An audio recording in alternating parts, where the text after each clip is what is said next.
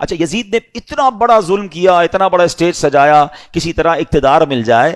اقتدار ملا کتنا؟ یزید جو ہے اقتدار میں 3 برس 6 ماہ رہ سکا، بس 3.5 سال اسے اقتدار ملا، اور پھر اس کو کس طرح 39 سال کی عمر میں مر گیا، 39 ایئرز کی ایج میں. کیا عمر ہوتی ہے یہ؟ لیکن بڑی بری عادتیں تھیں، شراب کا عادی تھا، بدکاری کا عادی تھا.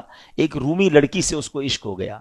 اس لڑکی نے اس کو جنگل میں بلایا، بیابان میں بلایا، اور جب خوب شراب کے نشے میں دھت ہو گیا تو اس کو خنجر کے وار کر کے یہ کہہ کر ہلاک کیا کہ تو بدبخت اپنے نبی کے نواسے سے وفاداری نہ کر سکا، مجھ سے کیا وفاداری کرے گا. اس کو مار کر وہ لڑکی چلی گئی. کئی دنوں تک کسی کو پتہ ہی نہ چلا. چیل کوے اس کی لاش کو نوچتے رہے. اس کے ساتھی ڈھونڈنے نکلے کہ یزید گیا کدھر. بیابان میں اس کی سڑی ہوئی لاش ملی، کھڈا کھود کر اس کو دفنا دیا گیا. یہ انجام ہوا ان ظالموں کا. ایک یزید کے بعد سب سے بڑا جو یوں سمجھیے کہ کوفہ کا جو گورنر تھا نا، وہ بڑا مجرم تھا. اس کا نام تھا ابن زیاد. ابن زیاد کی بھی آپ دیکھیں اللہ پاک کی، کہتے ہیں نا اللہ اپنی قدرت کے نظارے کیسے دکھاتا ہے. 10 محرم ہی کا دن تھا، 6 برس بعد 10 محرم کے دن ابن زیاد انتہائی ذلت کے ساتھ مارا گیا، اور اس کی لاش کو، اس کا سر کٹوا کر کوفہ میں مختار ثقفی کو بھجوایا گیا. یہ وہی محل تھا جہاں امام حسین کے سر انور کو لایا گیا تھا. ٹھیک 6 سال بعد ابن زیاد کے سر کو لایا گیا. اب اس کا جب سر رکھا گیا تو ایک بڑا سا سانپ آیا اور اس کے سر کے اندر داخل ہو گیا. پورے محل کے لوگ ڈر گئے، کبھی آنکھوں میں جاتا، کبھی ناک میں جاتا.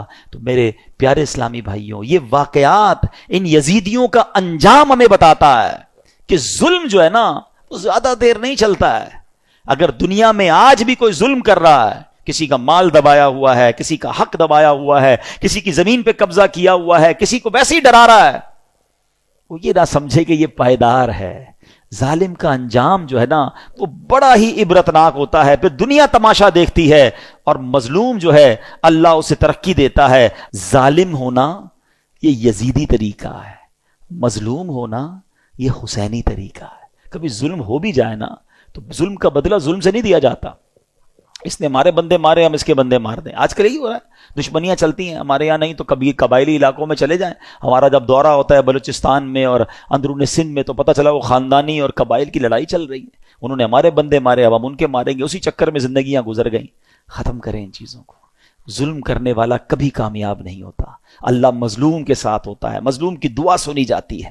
تو ہمیں اللہ ہمیشہ ظلم سے محفوظ فرمائے.